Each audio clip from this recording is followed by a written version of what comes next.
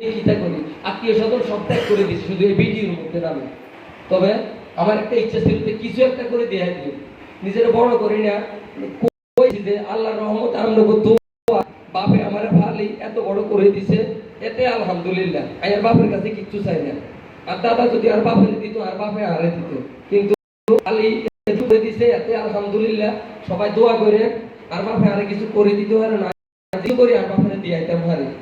তো আলহামদুলিল্লাহ যেভাবে আছি আল্লাহর কাছে লাখ লাখ শুকরিয়া, বহুত ভালো আছি। তো সবাই দোয়া করে আল্লাহ যেহেতু এইভাবেই রাখে। বাড়ি গাড়ি কুটি কুটি দরকার নাই, মনে করেন যে ভাই বোন মা বাপ সবাই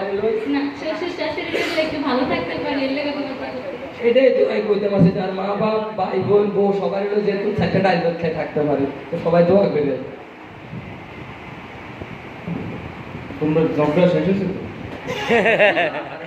ভিডিওটা খুললেই জনগণের কিলাকিলি শুরু হয়। এই কিলাকিলি করা যাবে না। ছোট ভাই রিফাত কই?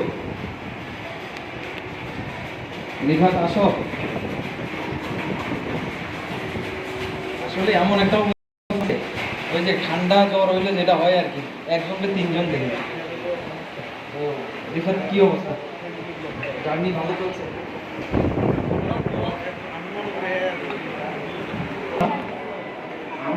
আমার কিন্তু ছোটবেলায় আমার বাবা মারা যায় যখন আমি ক্লাস 4-এ পড়ি। আমি নিজে ফ্যামিলির মানে বড় আর কি, তো আমার নিজে ছোট ভাই বোন আছে।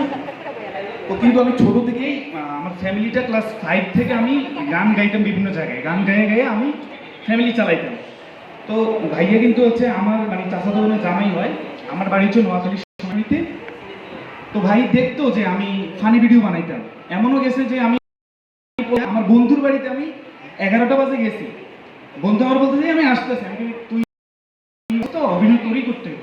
বন্ধু বাইরে হচ্ছে বিকাল 4টা বাজে। বন্ধুর বাপেরও অনেক কথা শুনছি। লাস্ট মুহূর্তে মানে বাজে একটু অবস্থা, পরে নিজেই বাপের পাঠ করতাম, নিজেই মায়ের পাঠ করতাম। কিন্তু ভাই সবসময় বলতো কি যে তুমি আসো, আমার সাথে আসো, কিছু করো, যত ভালো অভিনয় জানো, ভালো গাইতে পারো। তো শেষ পর্যায়ে আমি কি করছি, আমার যখন ইন্টার শেষ অনার্স ফার্স্ট ইয়ারে যখন আমি, তখন আমি ভাবছিলাম যে না আমার পেজ আছে কিন্তু মনিটাইজ হয় না। আর বন্ধুদেরকে যদি বলি যে ফলো দে, কয় কি তুই আগে সার অর্ডার দে, তাহলে তোর ফলো দিন, নাহলে ফলো ডালেই। তো এই বিরক্ত হয়ে লাস্ট পর্যায়ে টেইলার গাড়ি তো আপনারা চেনেন না, 16 চাকার টেইলার গাড়ি। চট্টগ্রামে আমার কাকা একজন টেইলার গাড়ি চালায়। তো উনি বললো যে অনার্স করতেছো, চাকরি না, গ্যারান্টি নেই। তো সব কিছু ছাইড়া দিয়া ওই টেইলার গাড়ি চালায় চট্টগ্রামে। তো এরপরও মনে মানে না, মানে কারো গান দেখলে, কারো অভিনয় দেখলে খুব মন খারাপ হয়ে যায়।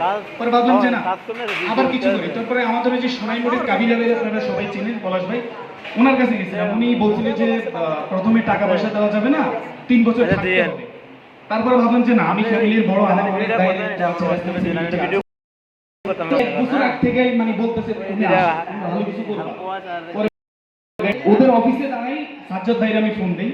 তো সাজ্জাদ ভাই আমাকে নিচে নেওয়ার পরে বেতন ধরছে, যেহেতু উনি জানে আমার ফ্যামিলির অবস্থা। বেতন ধরার পরে